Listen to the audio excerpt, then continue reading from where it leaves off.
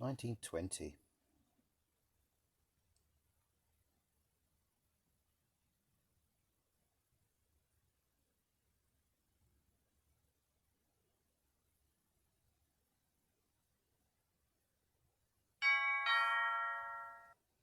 Also,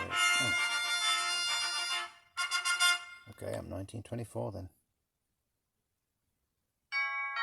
Maybe they don't like me. Maybe they played me before once. Let's have a bit more brightness on the screen. It's a very sunny day today.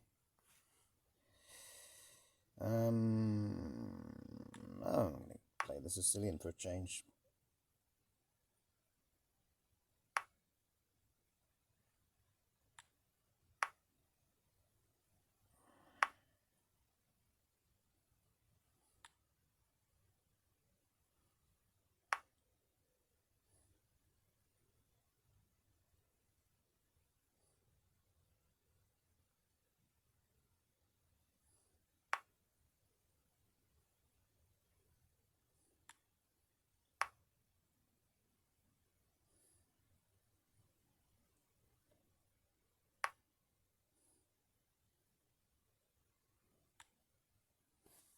It's a weak pawn there he's got now.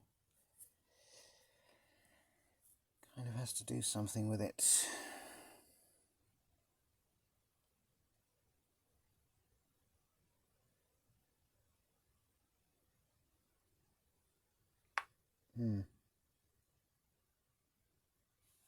But now I can attack that bishop, can't I?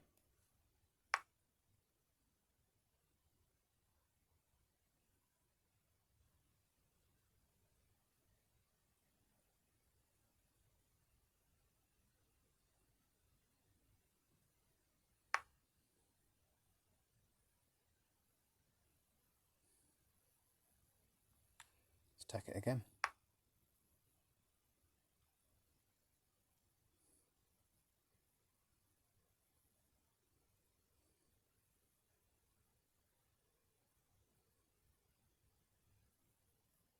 If he tries anything fancy, I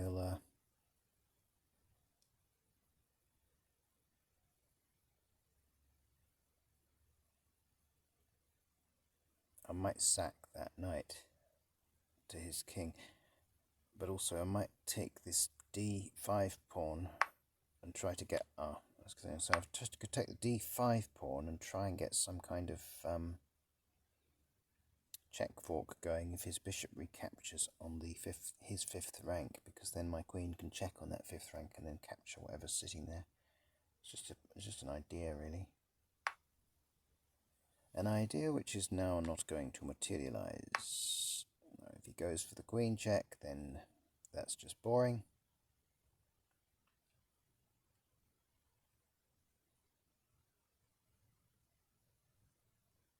Check. And I'm not going to let him get what he wants out of that.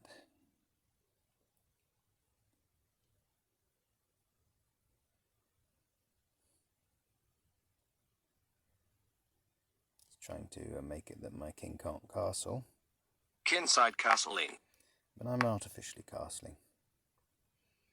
And then I will attack his queen. He might take that pawn now, which is fine. And then I'll recapture, strengthening my weak pawn. After doing this, of course.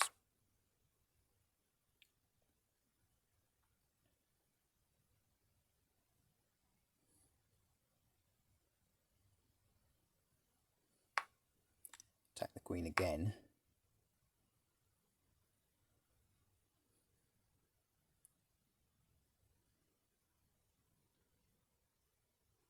I suppose he can go for a check if he really feels like it. If he really must. But then I'll have another opportunity to attack her, which I can use either the rook or the knight for. Might be interesting trying to attack her with the rook, because he's going to be limited in how he can defend that bishop after that.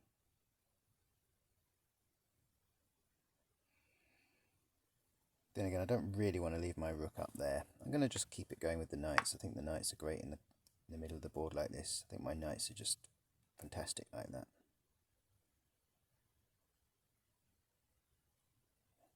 And then we can look at getting these pawns into the middle.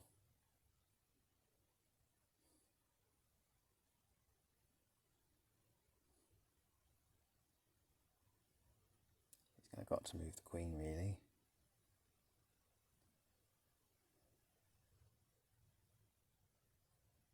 And then it's going to be a nice pair of pawns in the middle. Check. Oh, it's going for the sack. Okay. That's a weird way of doing it. He doesn't want me to have the 2 pawns in the middle. That's what it is. I think he could see that that's what I was going for. Oh, I can't attack the queen with the rook because of where his knight is. I'm glad he took his time there. Check. We will parry it. Comme ça. Yes, he's going to get that. Oh no, he can't get that pawn. My knights really are lovely.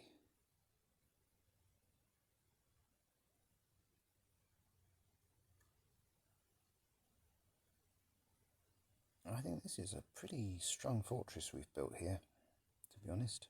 Queen's on the right colour.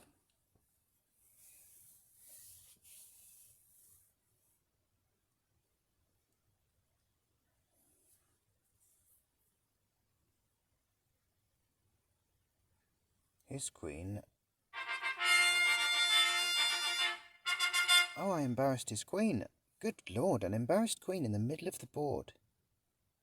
I can see it now. Yeah, well, I did say those knights are, you know, they're hefty when you get them both in the middle like that, on opposite coloured squares as well, especially. So we had the knights on opposite coloured squares, we had the queen and the bishop on opposite coloured squares, and that just covers such a vast amount of the chessboard. It's actually hard to believe how much of the chessboard I have covered by all these pieces now.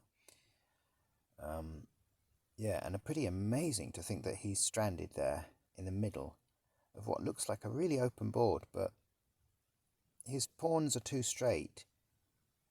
You know, if he had just given his queen just the A pawn, one move on the A pawn to give her a bolt hole before starting this mad kind of attack with just a queen against all these minor pieces.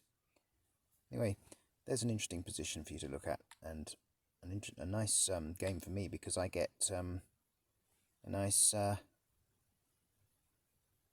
rating boost of another 4 points to 1928. Hope you've enjoyed that one.